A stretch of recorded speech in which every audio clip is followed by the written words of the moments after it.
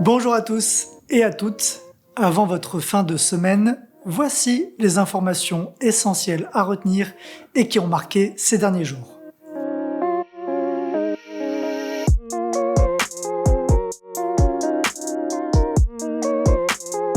À compter du jeudi 11 mai, les hôpitaux de la province du Manitoba commenceront à récolter des données à propos de l'identité ethnique de leurs patients.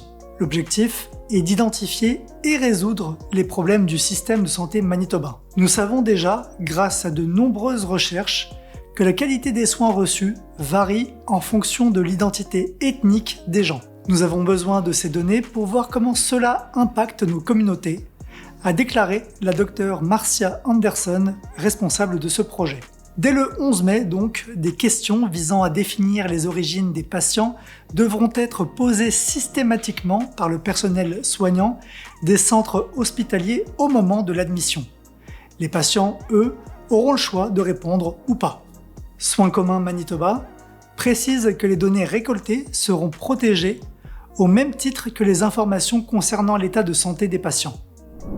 Dans un entretien accordé à CBC Manitoba, Heather Stefanson a confirmé que la prochaine élection provinciale aura bien lieu le 3 octobre, écartant donc toute possibilité d'élection anticipée. Une décision que Raymond Hébert, professeur émérite en sciences politiques de l'Université de Saint-Boniface, voit d'un bon œil. C'est une question d'avoir des règles du jeu bien établies et connues par tous les acteurs. Et ça aurait été un risque politique pour Heather Stefanson. Changer la date, c'est changer les règles.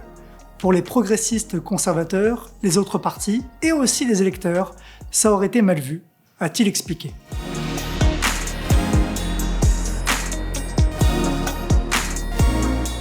La Chambre des communes a adopté à l'unanimité une motion proposée par la députée néo-démocrate Léa Gazan.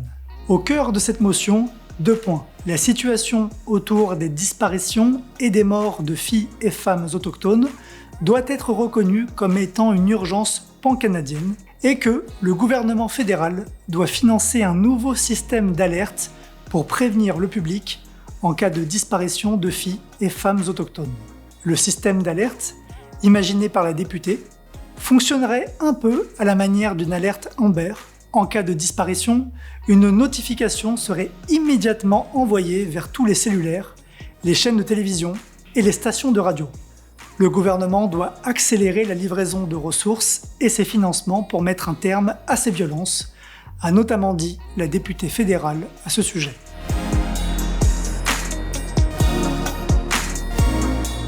Nouvelle escalade dans le conflit ukrainien. Ce mercredi, la Russie a affirmé avoir abattu 2 drones ukrainiens lancés contre l'enceinte du Kremlin à Moscou dans le but de tuer Vladimir Poutine. L'attaque s'est produite alors que la Russie est sous pression face à un enchaînement ces 5 derniers jours d'attaques de drones, notamment contre des dépôts de pétrole et de sabotage ferroviaire dans une région russe bordant l'Ukraine. La présidence ukrainienne a déclaré n'avoir rien à voir avec cette attaque présumée, accusant même la Russie d'une mise en scène. L'Organisation mondiale de la santé a levé ce vendredi son plus haut niveau d'alerte concernant la pandémie de Covid-19.